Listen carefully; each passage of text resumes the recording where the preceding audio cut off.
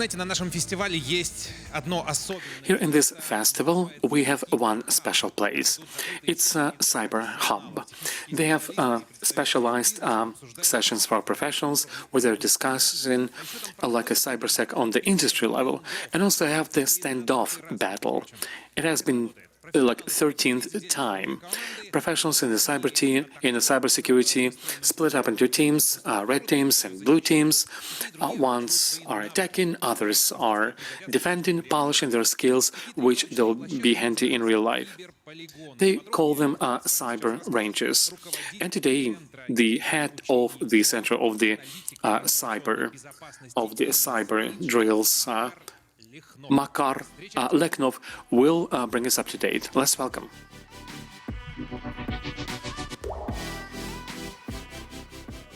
Всем привет! Ребята, сегодня расскажу про киберполигон. Hi everyone, guys. Today I'll tell you about the cyberrange, what it's all about, and why do we need it. What is a cyberrange? Cyberrange is a certain like a virtual environment where we can model tech and business processes, and we also can fend off cyber attacks. We can try attacks. We can test some new software. We can deploy different services in a safe virtual environment. What kind of ranges we have? We can split them up into types, commercial ones and like a student ones. This is like a new path. It has been for only 1 year, maybe even less. And let's see each type. Commercial cyberranges, the most famous ones, this is why we're here. This will be the standoff by Positive Technologies. And also we have a cyberrange Bison from the Bison company. We have yet another range for infosystem chat. They also do their own cyber camp or cyber drills. And this year they also do this in September or October. We also have a cyber range with the CSB. They do their own cyber drills, usually in November and December. There is yet another cyber range, quite a big one, by Telecom Solar. They call it Cyber World. And they train both students doing cyber drills, and also they do cyber drills by different companies. And the SOC pros, they do it. Also on the solar, very soon they'll be doing cyber drills. And please come at least see how it works like. Speaking about the cyber ranges like Photex, Empire, many have heard about that, and they have a different things, and it's different from other ranges because this one can be placed on the side of a client.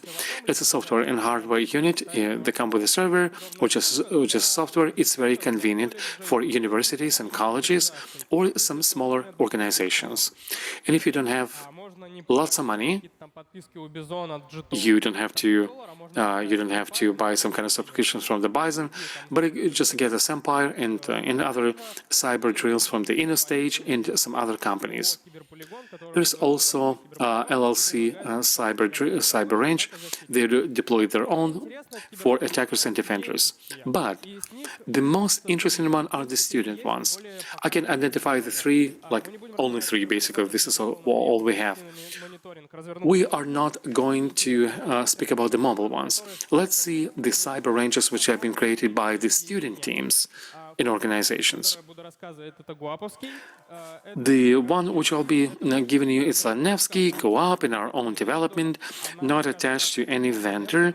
It's a multi-vendor, if I can say so, and it has been deployed on our own software, on our hypervisor, and it has like a lot of stuff. The second famous among the student ones would be Innopolis cyberrange. They call it Inno cyber range. It's a big thing, a lot of offers, and they can use it for attackers and defenders. A lot of vendors, like 16 or 17. PT, Kaspersky, UserCade, and Infotax. There's a big range of companies. There's also yet another range opened in February of 24. NATI or MGTU, city of Novosibirsk. It has been done with the Systems of Information Safety Company. They have been developing this cyber range by students with their instructors and the main emphasis was done by the company. The company contributed by money, and they did the software, and now they've deployed it. It is not like for students only. And if you take GUAP and MGTU or Innopolis, it has been done by students for about 2 years. In NAID, it was built by an external company. Okay, let's say that we have them. Now let's see the service concept of the cyberrange. Why do we need it? Why do we need those ranges? Number one is training and education. Many of you have come even from the high school, some have been students, and you've always had a question like, where should I practice my skills? And for the newbies in information security, for those who are just graduating, those cyberranges are must-haves, because you can train and practice and work out attacks. You can work on different kind of things. And now many students and new guys, they go to different platforms, like the box, Track Admin, Cyber Defender, and the new one, DevOps.io, you can train on them. But this will be easier if you have this kind of range and you'll be able to fly in and test and do some manual settings. Yes, the APT company did the standoff 365 open for everyone. That's cool, but not for the new ones. I'll explain why. Because if you'll be working for a month, only 5 days, you will do something. Another 25 days, they'll be dropped and the service will be down, or infrastructure will be not right. So it's okay for the top pros, but for the new guys, this is not a good fit, because things will be falling down and you'll lose your motivation. Go to some kind of out-of-the-box or the student cyber ranges. As far as I know, the Inno cyberrange will be available for everyone, but you gotta find out for sure. They're also right for information security professionals, those guys who have some experience, and those from the red team and blue teams. And they're also right fit for InfoSec managers. They can train and hone their skills of their teams and see, okay, let's say my team broke something into, but they could do it 10 minutes earlier.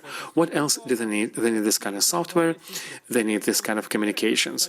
And even better, blue team professionals from the security centers, they come and they defend some attacks, and they think, okay, that's cool. Why don't we install this kind of CM or bug to work on it?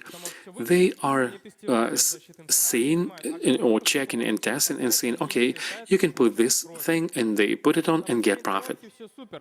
Now the training, and it's all super, but cyberrange is also great for contest.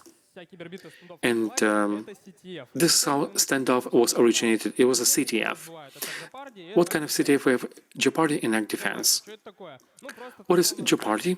Basically, just a task. You gotta get out flags. You take out flags, and the same tasks with vulnerable servers can be deployed in the cyber range, and the task will be like a timer. You gotta get out flags, and this is easier than every time to deploy infra on the cyber. The cyber range gives you access. We have a lot of CTFs, and some things are falling off. Different services, different hostings. It is not like super cool. And secondly, attack defense.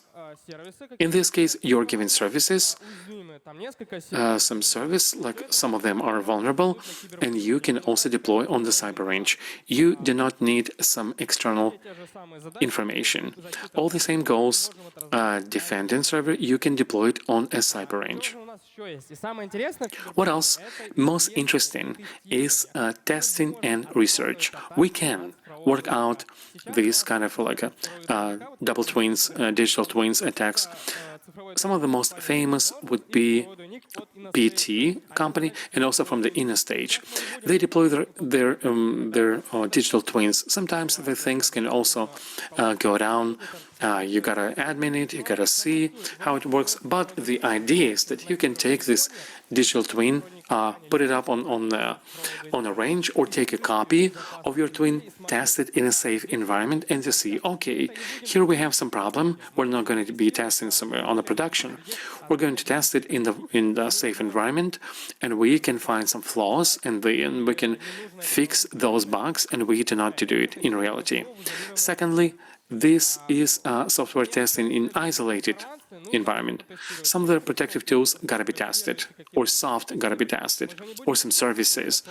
We're not going to get put them up in a production or to use external hostings. We can take a digital twin, then inject those services and test it in a virtual environment, but it's going to be isolated. No one will be able to get in or find some info, some gimmicks. We're going to keep it, we're going to test it, and then put it on somewhere. And also try new approaches. Let's say we want to test some new tool, some kind of C2 framework, a cool one, I don't know, like a core impact or something else. Like, you're not going to go to Check.me and try to expose it. It's our in-house development. Again, you can take the range and deploy it and double check. And the final one for the range is a bug bounty. We know bug bounty that PT company has, and bug hunters can be taken to the platform. You can also do the vulnerable infrastructure, deploy some service, we test it, bug hunters, they check it, and that's it. We do not test it on real facilities. And when we'll be transferring those vulnerable service, even a working service, onto the internal infrastructure, we can fine-tune some security settings. So we need also to work through this process. What's the architecture of cyberrange? First, 10% is basically your equipment. Without the hardware in service or even Raspberry Pi, you won't do it. It is based on this hardware. Next, virtualization platforms, some kind of hypervisors, virtualizers, and basically what you can use for student ranges, or if you have reps of the companies who would like to deploy their own ranges, you can do hypervisors like ESXi, some EVNG, NetLab systems, and so on. These are great things, very convenient, and you can test them in your place. Also, this is an infrastructure level. These are templates of training when you can hone your skills. And then there'll be tech platforms. It's a must-have. And this is also a unified database for attackers. This is a test-based platform. Some people say that no, cyber polygon or range, it is not a portal. No, it's an environment. It has a huge number of services. You go to the range with the vulnerable infrastructure. It's cool, but you want to go there and try to break it. If you cannot break it, to see where you can solve it, or you can and then you can try to break it again. Then it will be even better. Level modulation simulating services, some portals and nodes when you can break. Basically, this whole vulnerable infrastructure. And finally, user interface like a portal. Some do it like a main emphasis, but again, cyberrange is not only about a portal, although it is important. But without a portal, as we can see in standoff, you can also work some tasks. So what do I have to have? You can do the infra, to give it, to see it, and to move to different technological platforms or services. This is the whole picture of how it looks like. CyberRange, you can, pentesters and defenders can work out attacks. What can pentesters do on the CyberRange? It's a full coverage for Mitre attacks, and also about 100 techniques are covered by this CyberRange. What does it look like? Let's say we have some infrastructure. We put in a digital twin. We research vulnerabilities in it, and then we're trying to break in. We're trying to understand how we broke into and cyclically begin to change, how this attack happened. We're changing some attack vectors. We are changing attack philosophy of how to break into. We're checking not just one path, but several paths. And when pen testers comes into a company, or a company orders a pen testing, many people think, okay, we've been broken into, that's okay. But it would be even better, like if they were being hacked into, find several locations. Business needs protection. You gotta see, okay, we got broke it, it's all bad. You gotta see, hey, we got into right here, in here, you have flows, this, and this. And this is how you get like better profit and better. And when cyclically, in a cycle, we change the attack vectors, you get the full picture. How can you get ready for testing?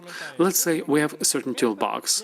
We take right tools, certain software, which can decrease the attack time. You can do it with a console. Those on Linux will understand me, but it's very difficult when you have like a lot of sensors, and from the one console it would not be good. We need to save time, and we need to move further. So it's important to find right tools. Next, analysis of vulnerabilities.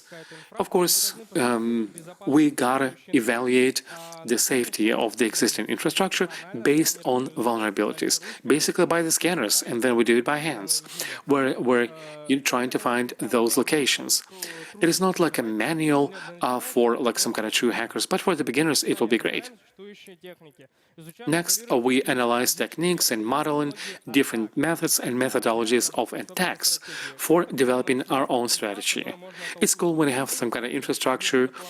It's not like, okay, we gotta break into this and this, and then we can see how we broke into and then to combine it. Next, looking for victims. Victims would be our vulnerable infrastructure. It's by no means some kind of other services and companies, only what we have on the range. And Intel is finding the potential entry point, and we see how we can get into the infrastructure. Next, we get the toolbox. If you know that there will be social engineering, we get some kind of macros documents, the services, and we can send phishing systems. And then we can see how we can break into through the phishing. Let's say we modulate certain commercial realization, implementation, and we can say, okay, guys, we have this commercial offer, want to buy and sell. So we send a document, we get the body of the message, like in a real system. Like a secretary would say, push the button, she wanted to open this file, she opens it, there is an attachment, and we're hoping that we'll be able to get into the system and prepare attack scenario. We need for this attack to go as faster as possible. We're trying to automate some stages of the attack. That is, not every time we're sending the same message to one person. It may not work. But let's say we're collecting a list of emails that we have on a digital twin from different HR departments, product managers, you name it. So make a big spam mailing list, but with our own content. We automate it, and we get several points of entry and attack. It's an attack scenario on the targeted devices. We also have a test SOC configuration. Not only here, but we also can train defenders.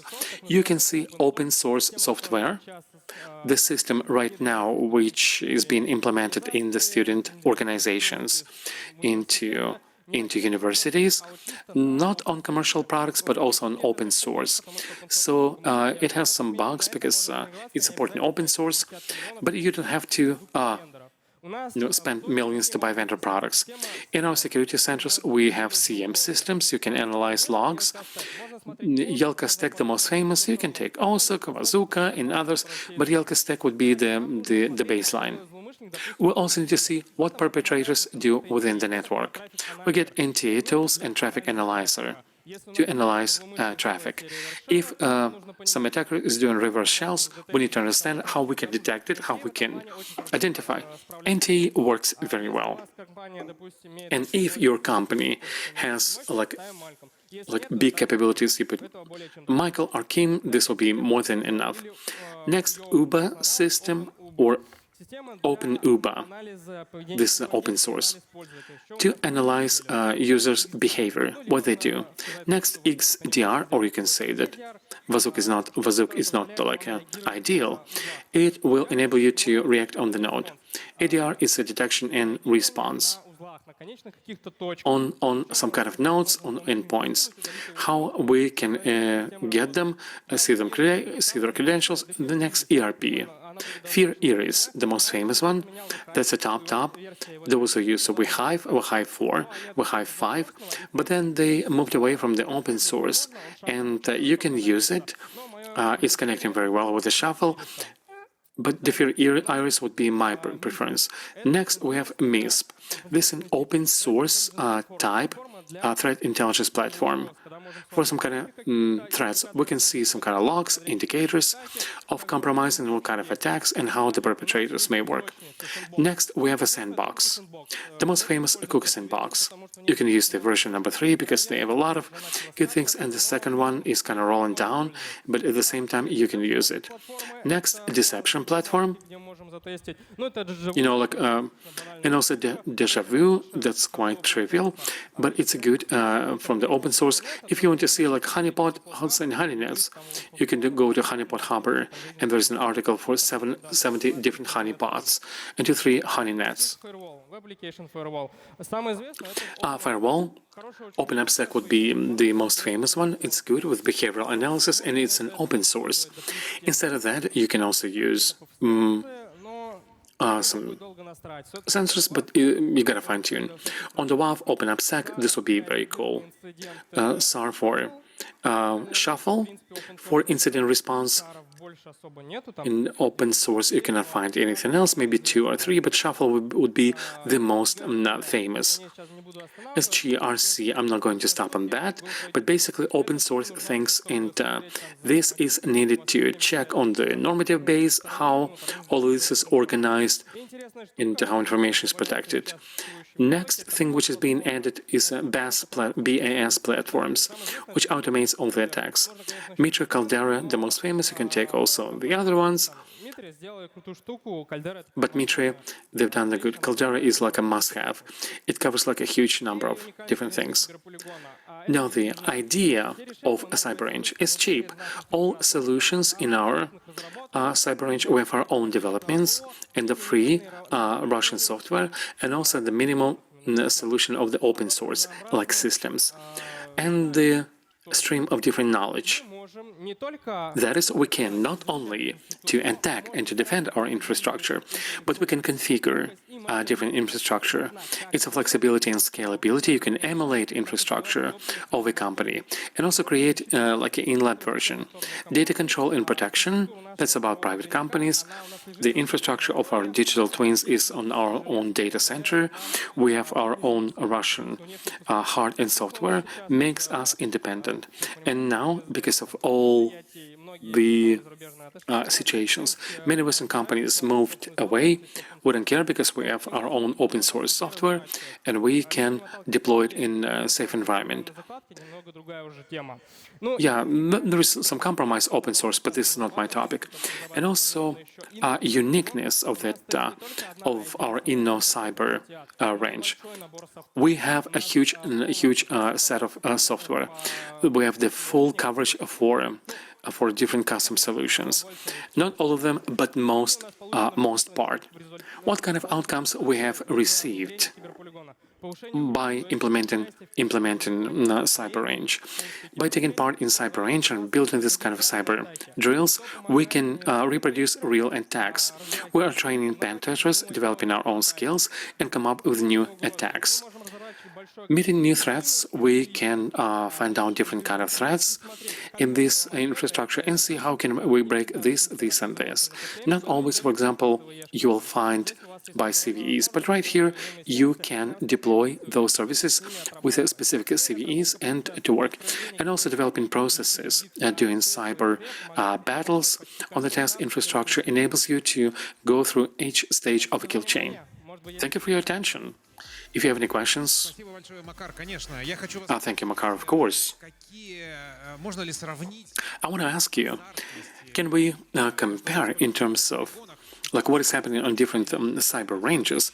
Is that like a shooting, like a computer shooters? Is that very emotional?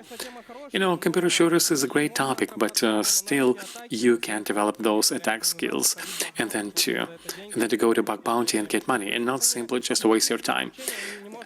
You know, cyber drills, it is not like in some kind of sport programming. Those are two different paths.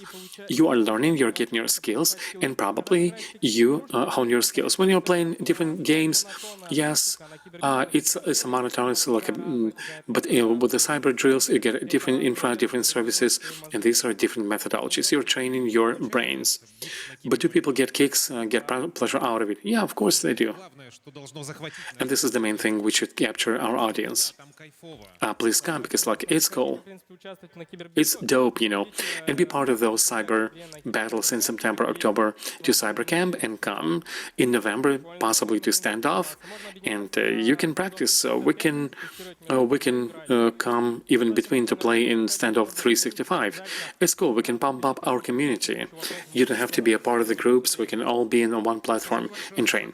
Thank you so much. Makar Lyakhnov in a stage.